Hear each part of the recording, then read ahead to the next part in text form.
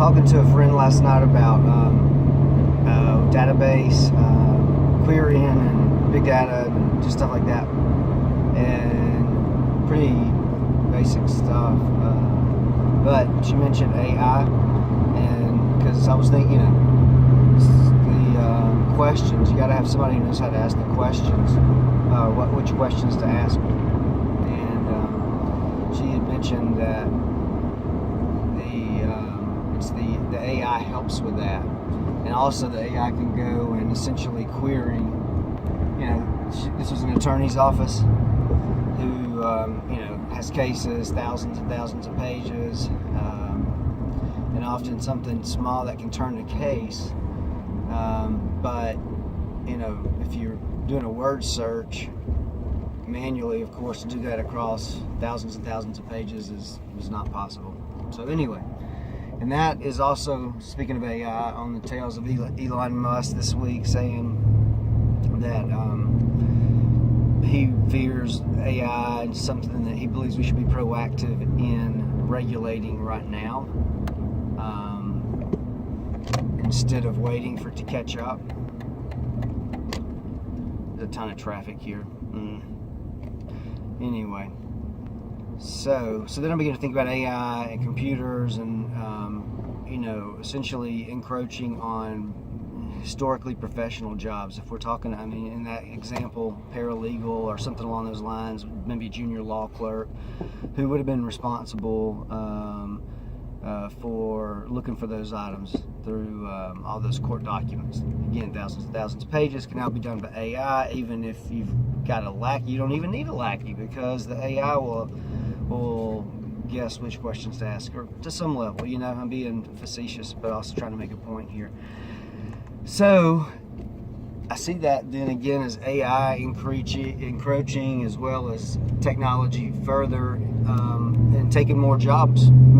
Previously middle class, and even really probably, maybe you could argue lower upper class. I'm sure that it will get to that point. And then I asked the question, how can you beat it? How can you change it? How do we stay relevant? What have you?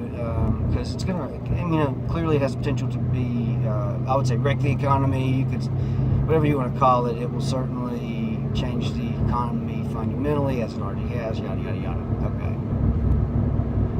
But I don't know, what I'm thinking is, historically, forever, mankind, oral tradition, you pass that information on. That's the way religion came about, culture, society, the Native Americans, but also,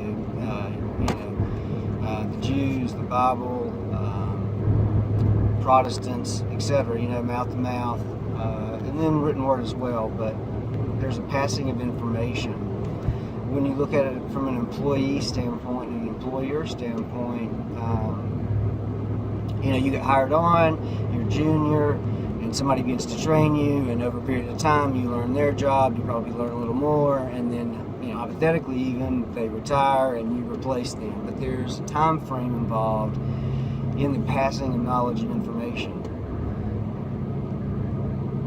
So then I thought, well, how does AI technology different? And then in that, because initial thought was, well, technology doesn't become outdated, but that's certainly not true. Technology becomes outdated quickly, almost instantaneously. But instead, it is when that new version or the competitor version, whatever, the newest thing comes along, it can upload and take all that previous information and use it as the base of the pyramid or the building block of knowledge or whatever, all of that knowledge from the old version, and have it in an instant.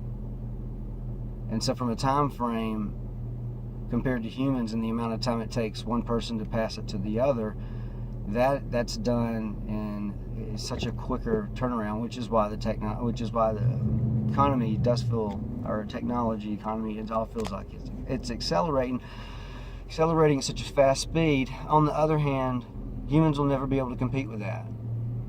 And so machines, artificial intelligence, will eventually become primary intelligence, and it's that ability to pass the oral tradition, that base knowledge.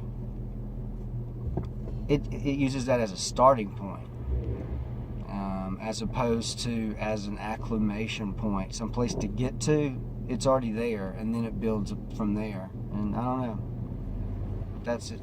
Random thought of the day. Have a good weekend.